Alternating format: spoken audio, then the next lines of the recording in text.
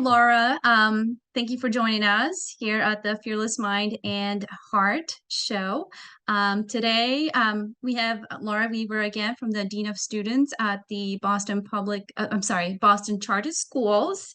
And we want to just ask you quick questions in regards to how post-pandemic has really transitions in a way when students have really gone back to schools, and how has the transition been, and what have you seen when once everybody started going back to school full time, meaning as of September of this year, 2022.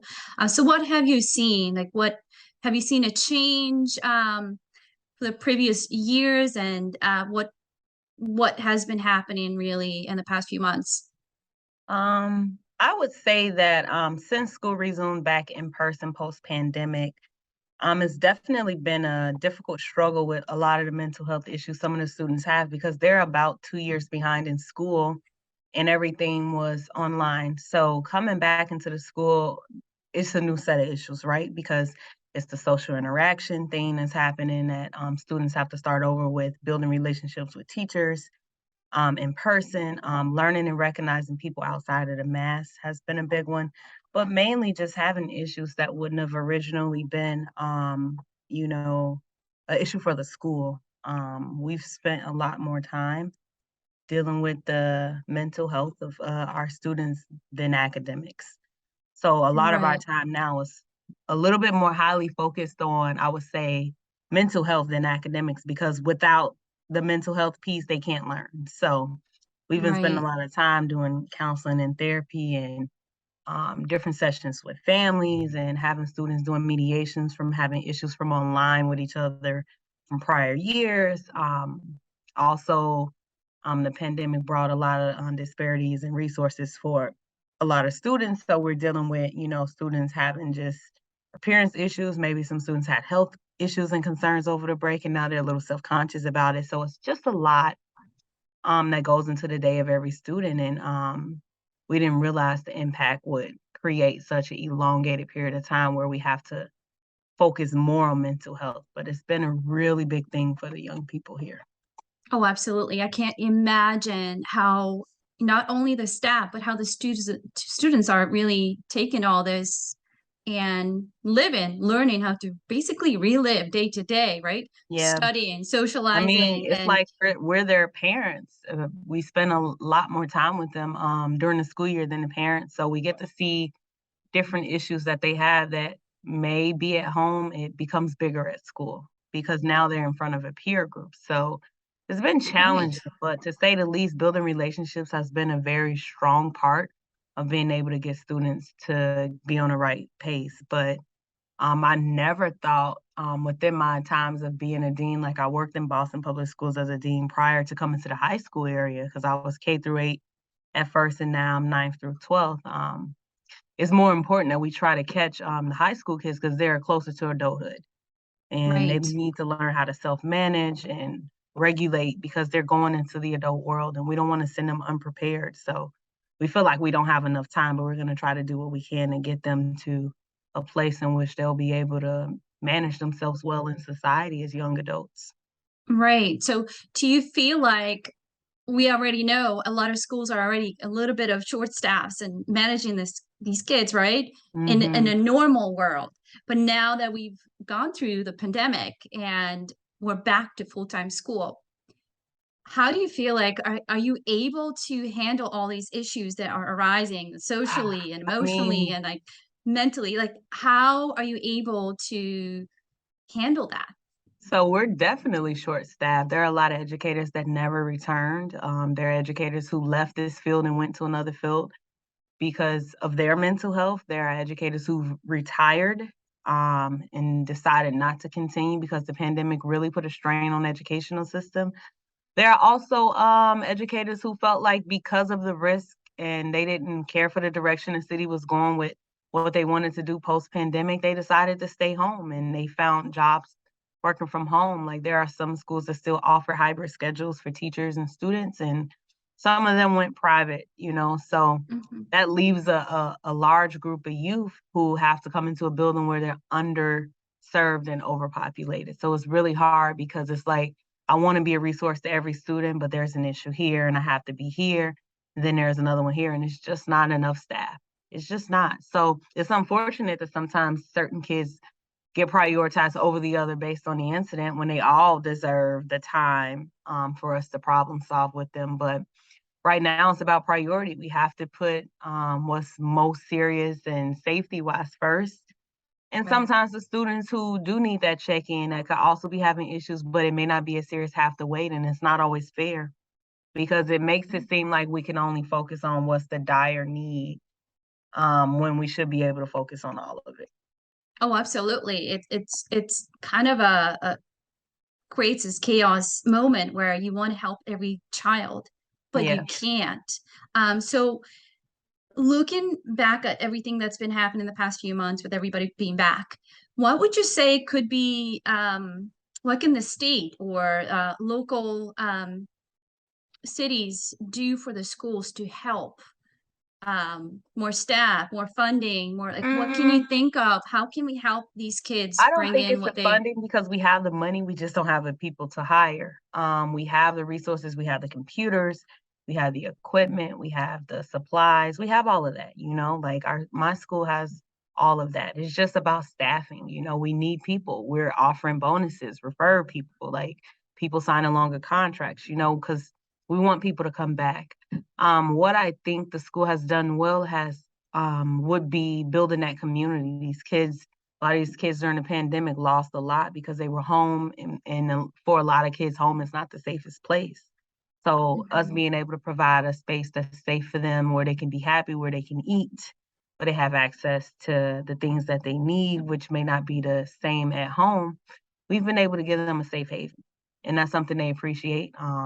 There are programs throughout the whole day at the school with food, and everything they need, and the attention and the support from teachers who stay after. So that's the good part. I feel like the schools have been able to provide since the pandemic because a lot of the kids were in a worser space when they had to stay at home Mhm. because home wasn't good for them. So now that they're Right. back, the social interaction, being able to see peers, being able to communicate with teachers, that's been great. You That's know, great. um, I think they enjoy the fact that now they're not stuck in the house. I mean, Right. there's been some adaptation issues with a little bit around maybe having to wear uniform or not caring for the certain type of food that's provided, but it's for some of the kids because my population is about 95% free lunch. Mhm. It's better than nothing because maybe at home they weren't Right. getting anything. You know what I mean? Right. So we're still providing something for them that they appreciate because it's not happening at home. So I Right. think that in a way, it's like, although the pandemic must have changed things and created a situation where the students aren't at their best, I think the state has been doing a good job about trying to make sure that the kids are comfortable and happy and have what they need. We just don't have the staffing, and that's Right. the only So thing. I'm curious. I know a lot of parents have this question, and I myself, as a parent of three kids, I have a similar question. Sometimes I wonder, how would a staff member, a teacher, let's say, be able to tell if a student is struggling and maybe they need some services outside of school or talk to a therapist, or how are you Um, able to so identify that? So we have a referral process here, but it's definitely just kind of learn when you get to know a student, you learn their interactions, you learn their peer groups, kind of learn like what they're into and interested in. We sometimes we learn what we don't want to know because kids are so very like once they're comfortable with you, they're very given in terms of telling Really you open. everything that's Yeah. on their mind, and they're really open. And we're trained in a way in which, like, when we hear certain things, we know, oh, I know this would be more of an issue that this person could solve. This is more of a clinical aspect. This is more of a therapeutic aspect. So, this is more of a program where they'd be able to help with this because obviously, as a dean, I wouldn't have a lot of the mental health resources to help a student, but I know where to go. Hmm. So once we learn a student and we're learning those interactions, or we take recommendations because even another teacher could say, hey, Johnny came in early this morning. He wasn't himself. He looked like he had a rough day. I tried to talk with him. There's some stuff going on. I'm going to send a referral. And within that referral coming out, that student comes in contact with a therapist and or clinical psychologist in less than 24 hours, you know. Okay. So we have a referral system where it's pretty quick. That's great. It sounds like it's pretty quick. You're not waiting days and or And once the weeks. therapist meet with them, they call the family, they set up something to where it's a regular. So all That's the great. mom or the dad has to do is opt in and say, hey, I'm okay with this. This is what I want for that student, et cetera, et cetera. So once there's a referral sent out, the families are contacted to ask about certain things, and then it becomes a part of the student schedule. That's great. So looking now back to the teachers, right, the staff, Mm-hmm. how would you say post-pandemic has really affected them? Because it sounds like the students, there's a lot happening and, you know, with the mental health.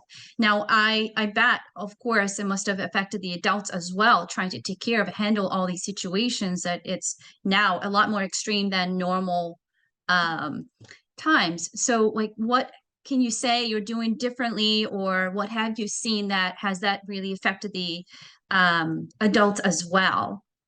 I definitely think there's a high level of burnout. The tolerance is low with teachers. The ones that stuck it out, they're struggling because it's a lot more work to be done.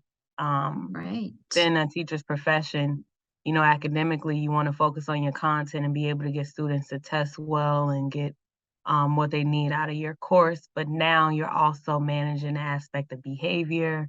You're trying to manage the aspect of family relationships. You're managing the aspect of building your own relationship with the students. So there's definitely a level of burnout that's happening around the school with teachers. Teachers are taking mental health days. Also exposure. So teachers are also getting sick. I think that there's a great deal of pressure because Hmm. of what happened during the pandemic and the loss and the testing scores and the academic performance of the school. So they're being pushed a lot to create results in a less than period of time than usual because of the schools being behind because of the pandemic. So yeah, there's a lot of pressure that's being pushed on teachers for something that they had no like responsibility in terms of like what happened Right. during the pandemic. And Right. Not only are they trying to handle the academic side, but now they have to handle the mental health side. There's mm-hmm. a lot more that they're seeing in their classrooms, and it's, I So bet it's very difficult. it's giving them less time to be able to be the well-rounded teacher that they usually are. So Right. the planning periods have been pretty good around like giving teachers opportunity and the space to catch up on work. And I've noticed this year they've put a lot more planning time into teachers' schedule. So I That's think great. that's hopeful, but it's still a lot. They're That's hanging in, great. but it's rough. Now, as far as helping the students or the staff, um, do you have any sort of programs that are offered outside of the school hours, or is this all being handled during the school hours as far as So there helping? are programs for families and for staff that happens to help build relationships and have a moment to chat with a peer who may be a veteran teacher who can help you more. Our staff naturally has because we're half days like Monday and Friday, kids leave Monday at like 12. We spend that time after relationship wise with each other. So we get in groups, we have meetings, unrelated to work, just mental health check-ins. So that's every Monday, which is Good. great. They That's built that great. into the schedule. Yes. And we all meet as a big crew and we talk about things that's going on in the classrooms and what we should fix and certain things we notice, students of concern. So I like that they make the time that's built into the schedule permanently to check in. So That's there great. isn't really a way that a teacher could be here and struggling and someone not have known by now to help them. I For think that's great. for the students and the parents, there's a separate program that happened. They meet up on Saturdays. They just recently had a thing Saturday where it was like a potluck for the parents. Back to school night was last night.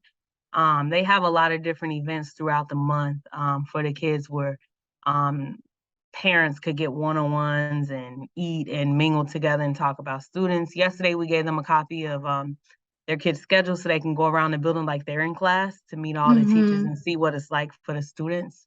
They also have a family engagement coordinator that works on events and reach out to families in need, and also just families that had questions and stuff. Like they have different events throughout the school year that helps That's keep great. them connected to the school. So it seems like there is a ton of resources that are available for both the staff and the students. Yes, Now, where we need to, it sounds like we need to add a bit more staff. If you had more staff, you would be in a better situation. And I bet it's the same for most schools. yeah, Um, definitely, so you can handle everything that's actually happening now, especially with the children trying to handle that mental health side. Have definitely. you noticed, and I bet, I could probably, I know the answer to this, but have you noticed a big drop on the grades, like test scores the past Definitely. year? Um, uh, because the state told us that we couldn't fail any students because of the pandemic, kids knew that and they definitely went through the radar of not doing anything. Like a lot of kids was just like, I know I can't fail, so I'm not going to work that hard. And then there were kids that were like, well, this still is important to me. I'm going to do what I need to do because it Hmm. matters to me. Um, so we had to pass everyone, and definitely getting a free pass of a year of doing nothing catches up to you because now they're struggling. They're Right, struggling in even these more. classes, and we know every student who went through the pandemic and said, I don't care, because now it shows. And we know the students that actually tried and did the work and they're thriving. So in a sense now we've built in like extra like work, study time, tutoring and everything because like there are a lot of kids who had attendance issues and didn't turn in work and was sleep on Zoom and stuff that's really struggling now. Wow. And there's an exam that they have to take that they have to pass in order to graduate in Okay. 10th Wow. grade. So they give you a couple of times to retake it, but by senior year, they would have had to pass that exam to graduate. So we're setting up retakes now for kids to do that exam to take it seriously because Wow. that's part of the requirement for graduation. Wow. Yes. Yeah. No, that's definitely a big impact. And I can see a lot of children saying, what's the point of studying Right. if I'm going to pass anyways? And their goal is to Yeah. just pass. Oh, well, now I don't have to try, which creates now more behavioral issues because they're not really spending more time studying and doing homework and showing And up kids that and can't do the work, they're creating issues in the school because it's like, I don't know how to do this, so I might as well be disruptive so nobody else can do it. So we right, run into right. that a lot as well. Right, which it can be very difficult. So in your being in the school system for I'd say what you've been in the school system for how many years? Out here, the school system 6 years, in Okay. Chicago, 4 years. Okay, so you've been in the school system for a while. Yes. Looking at all the grade levels, what would you say it seems to be the hardest age group when it comes to the mental health and being in school and socializing and grades and being around others, especially post-pandemic now?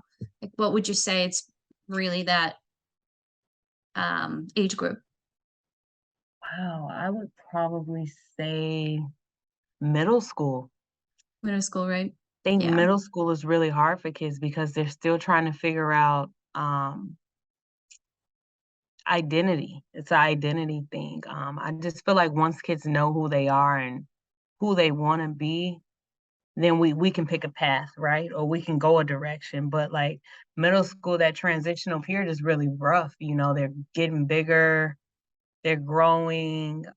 Those more of those independent relationships are created with peers. They're becoming more independent off the parents. Middle school was really hard working with them because some of the issues that came across had a lot to do with identity and Hmm.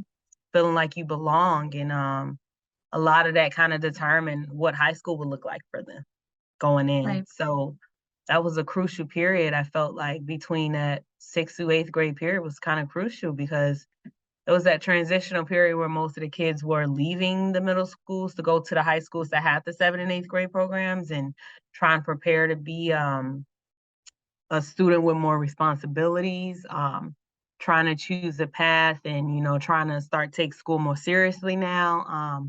it's a hard transition because a lot of kids aren't mature already sometimes. The group of Right. peers are very mean. That it's not as a accepting period as it is in high school. Like the things Mhm. that are more accepted and people are okay with, that's more of like we're in high school now. So we don't have no issue with how you dress, how you eat, what you're into, what you like. We're all different, you know, but that middle school period is more of the judgmental period for the kids and Right.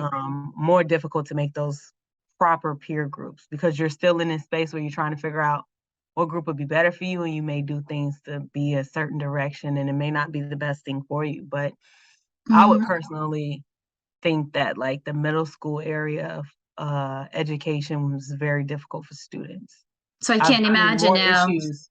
I've seen more issues Right. in middle school Post-pandemic, you versus would say middle schools are struggling the definitely. most at the Yeah, they've been moment hit than the any hardest. other age group. Because you know, when you're older and you high school, there's a level of adaptation that you know you gotta get to because you're getting ready to be an adult. So at some point, that serious light bulb come on, like, hey, I'm 15, Mhm. I'm 16, I gotta start thinking about school, I gotta think about maybe I'll have a job, I gotta think about independence. There's a level of Right. I want to be an adult that's happening in your Mhm. head, so it's not as hard to make the transition. But as that middle school student, you're still in the middle, so you're kind of just like, I don't know what I want Mhm. to do. I don't know if Well, stepping this and way will be. there have been a lot of studies done that, you know, the difference from elementary school to middle school as far as the self-esteem, it goes down to what was it like for females, it's around 9%, and males, it's around 11, 12%, where, you know, it's very low when it comes to self-esteem. So they already don't have self-esteem, they don't know who they Even a little are. bit And of the like the self-conscious thoughts, suicidal, uh, they're starting to get more interested in like the other sex and right. just being closer with their peers and experimenting with things and being introduced to things, like it's a crucial time period where they gotta learn how to make better decisions and pick the right Right. groups. Absolutely. So yes, I can and I hope the middle schools are, you know, they have a lot more support Hmm. during this difficult time. And hopefully anyone out there that it needs a job and Hmm. they want to help out all these Um, schools and Help students, us, you know, yes. there are jobs out there. Yeah, Go and apply, go help out, right? Don't you don't have to sit at home. There are yeah. options out there. And if you're not sure, ask someone next to you. Hmm. So Laura, I appreciate your time Thank and you. being here and answering all the questions. And I do hope that things get a bit easier um, at your schools. And if there's anything that we can do, please let us know. So again, I really do appreciate your time. Thank you so Thank much. Thank you you. for having Thank me. you.